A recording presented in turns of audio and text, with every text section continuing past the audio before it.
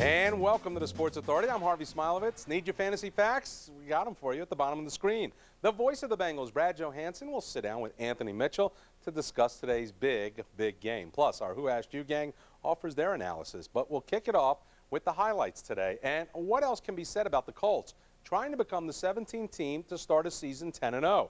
So dominating that their last 6 games have been decided by 14 points or more. The Bengals not only out to halt both streaks, but to prove they belong among the NFL elite.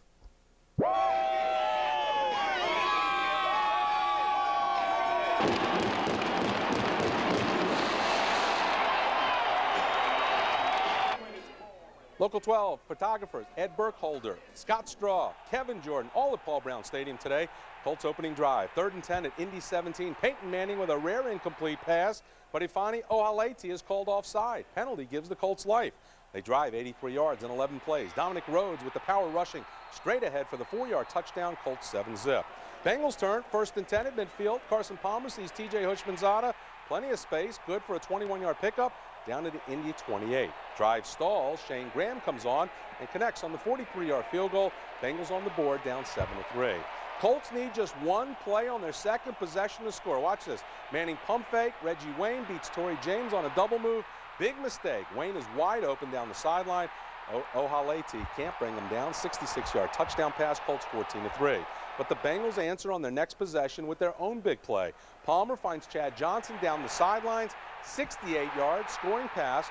Longest play allowed by the Colts this season. Indy 14-10 after 1 quarter.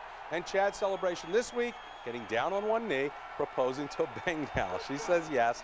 Chad's only fooling. Then on the sideline, C.J. shows his support for fellow wideout Terrell Owens. Now 2nd quarter, Colts 3rd possession, another TD. Manning burns the blitzing Bengals. Tight end Brian Fletcher has his first career touchdown. Indy 21-10. Bengals O-line pushing the Colts D-line back. A 9-play drive ends with Rudy Johnson's 2-yard score, 21-17. Rudy 16 carries, 76 yards. But Edgerrin James can top that. 24 rushes, 89 yards, and his first of 2 scores. Colts 28-17, 4 possessions, 4 TDs. Bengals' next possession ends with a punt, but Kyle Larson wish he had this one back. An 18-yard shank, tack on a face mask penalty on Ohaleti. Colts begin on the Bengals 40, and it only takes Manning 6 plays to throw his 3rd touchdown pass in a crowd. Tight end Dallas Clark has a 21-yard score. Colts build their greatest lead, 35-17. Time for the Bengals to answer. Chris Perry with 3 straight runs. Watch him motor 30 yards here to Indy's 20.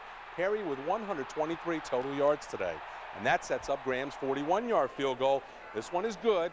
Bengals pull within 35-20, 1:29 to go in the half. Finally, a mistake by Manning on the next possession. The pass intended for Marvin Harrison. Instead, finds Keywan Ratliff. First turnover of the game. Add 35 yards on the return, down to the Indy 14-yard line. No field goal this time. Rudy with a nice second effort lands on the lineman, eventually finds the land of 6 with 12 seconds to go. Bengals down 8 at the half. Colts 35-27, 62 points combined, most ever scored in the first half of a Bengals game. And the momentum carries into the 3rd quarter, opening with Palmer's 15-yard touchdown pass to rookie Chris Henry. Bengals with 17 unanswered points. It's now a 1-point game. But Edgerrin James carries 10 times on Indy's next drive, going the final 2 yards, giving the Colts a little breathing room. 42-34. Bengals get the ball back, and on 4th and 1 at Indy's 27, they go for it, and Chris Perry is pushed out of bounds. No gain. Colts take over on downs. Pick things up in the 4th quarter now. Palmer's lone mistake, picked by rookie Marlon Jackson. Colts get a field goal out of it for a 45-34 lead. Now, just over 4 minutes to go. The Bengals facing 4th and 4 at the Indy 45. Palmer's pass to TJ, knocked away by Jackson. Another 4th down failure. After the Colts go 3 and out, the window of opportunity still open. Palmer finds Chris Perry, good for 28 yards, down to the Indy 26. The drive stalls. This time Marvin Lewis elects for a Graham 44-yard field goal, his 3rd in 3 attempts. It's 45-37, minute 23 to go. Bengals try an onside kick, but Wayne falls on the ball before Graham can get to it. The Colts run out the clock, holding on for a thrilling 45-37 victory. Palmer nearly matches Manning. 25 for 38, 335 yards, a passer rating of 100. Manning 24 for 40, 365 yards. And Chad 8 catches for a career best 189 yards. So Peyton Manning using his arsenal of weapons. Harrison, Stokely, James, Wayne. Inside the locker room, we asked the Bengals which player beat him. I'll tell you who really got us today was number 44, Clark, man. He just came out of nowhere. You know, I knew from watching him that he was going to be, you know, a semi-threat, even though they had 3 great receivers.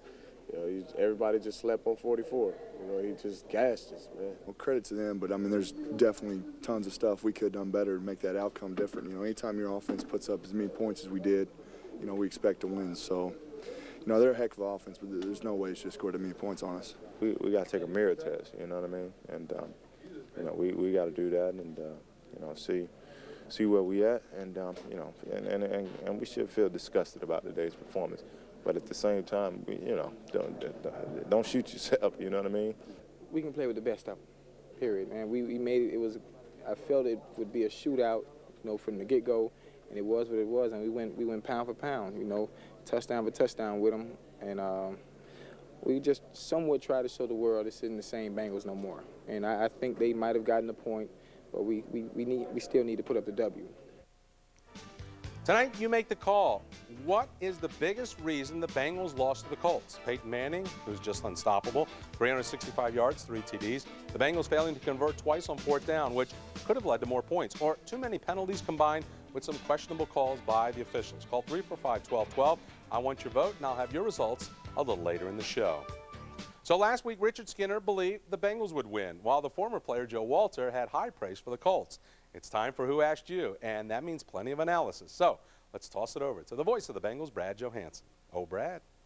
All right, it's time for Who Asked You. The boys are in. Richard Skinner, 1360 homer of the Sports Animal. Bengals great Joe Walter. Let me see what the calls were. You said Bengals would win. You didn't think they had enough, so let me start with you. Was it about the way you thought it was going to go, or could anybody anticipated this game? You know what? I thought it went a heck of a lot better than the way I thought it was going to go. Really? I tell you, I thought our offensive line did just a tremendous job keeping Indianapolis off of Carson all day. Kudos to those guys. My hat is off to those guys. They did a great job.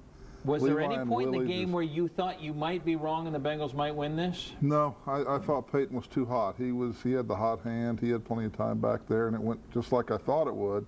But our offensive line played great today. And you thought the Bengals would win because maybe you didn't think the Colts were as good as they were? Oh, no. I thought they were. I just thought home field, and this being the NFL, that at some point you're probably going to lose. No, I think the Colts are a great football team. I thought they were great coming in. I actually think a lot more of them going out. You know, today was a day where Peyton was extremely hot, and it shows you that, boy, when good quarterbacks are on, they are fun to watch. And Carson wasn't that far behind, if at all, but it's fun to watch a game like that. Okay, well, our poll question today asks, what's the biggest reason? Is it Peyton Manning, and he is that good? Is it because the Bengals can't convert on 4th down? Now, I believe 1 of 6 on the season. Or is it because of bad penalties on 3rd down, maybe some of the officiating that goes into that? You want to make your pick? Well, I thought the 4th downs were key. The 4th and 1 play was very critical. You know, Rudy had been running the ball pretty well between the tackles. He'd actually been getting good offensive line push all day long, and they chose to run wide. Now, maybe that goes back to the earlier 4th and 1s this year where they ran Rudy into the line and it didn't work. But in a day where you were getting pushed, I'm not sure I want to throw the football 5 yards back to try to make a yard against a fast defense. I think you're asking for trouble there. And then the TJ play just a hair off. I mean, you make either one of those conversions, leads to a touchdown perhaps, you go for 2 points somewhere. I mean, you know, it's 45-45 game maybe. All right, that's your choice, and your choice is? It's too much Peyton. I'm all the way with Peyton. I mean, he just had a great game today. They couldn't stop him at all throwing the ball. He had plenty of time to throw the ball. I think they had 2 or 3 pressures all day. The 1 interception, he stepped on his own guy. Yeah. So it wasn't anything to do with pressure, so I think it's all Peyton. So now, since a team scores 45 points on this defense, when they came into this game allowing less than 15 points per game, does it draw concern now that something's happening, or is it simply that guy is that good, nobody else can be able to do that? That offense is that good. I mean, it's just a matchup nightmare, and especially when you don't have Mediu. Today was the day where you needed a safety with cornerback skills to be able to play up there. 2 safeties with cornerback skills, because Case Vaughn's close to that. That would have been nice. That would have allowed you some better matchups than what you were able to have. I just don't think there's a lot of teams in the NFL that present those same matchup problems that show we can run it on you. Or if you want to load up the box a little bit, we'll throw it to any one of our 4 receivers, inclusive of the tight end. There's just no offense in the league that's like that. Right. They just were a matchup nightmare. Joe, I'm going to ask you this because you've played with some of them, and the Bengals now have gotten drilled by tight ends throughout the year. Dallas Clark again today. Does this say something about what an offense goes to a next level when you have a guy who's a tight end that can catch the ball like several teams do in the NFL now? I mean, I can think back right now to Rodney Hallman. What a great tight end he was when we played. And it's such an important part to the offense. Number one, is you got him as a blocker. Number two, you got a good receiver out there with good hands that can catch the ball you can count on in clutch situations. Just like today. I mean, that's what Manning did all day today. Okay, I'll set it up. Got a favor today, so you really don't lose any ground today because Baltimore beats Pittsburgh. Now Pittsburgh goes into Indianapolis. The first question is, can Pittsburgh win in Indianapolis? No, not at all. And even if Ben comes back and plays, they can't win up there because they can't put enough points on the board.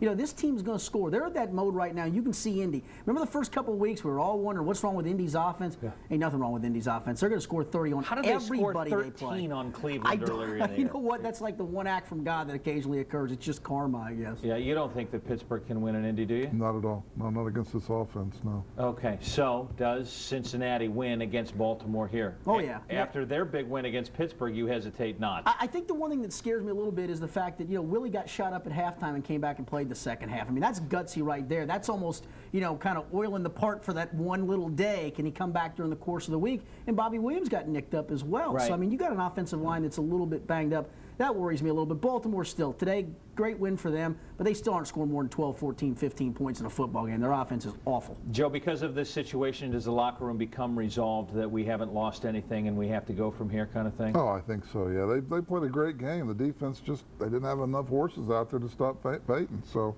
there's nothing wrong with this team. They're going to be okay. They just got to get healthy and come back next week. Okay, so both of your words, by next week, when we talk next week, the Bengals will have a one-game lead in the AFC North. That is correct. Right. All right, Harvey, you've heard it here. We'll send it back to you. Guys, thank you very much. Don't forget to log on to Bengals Nation at WKRC.com 24 hours a day. 7 results. What is the biggest reason the Bengals lost? 54% say penalties and poor officiating. Kind of surprising. Another 33% go with Peyton. He is good, no doubt.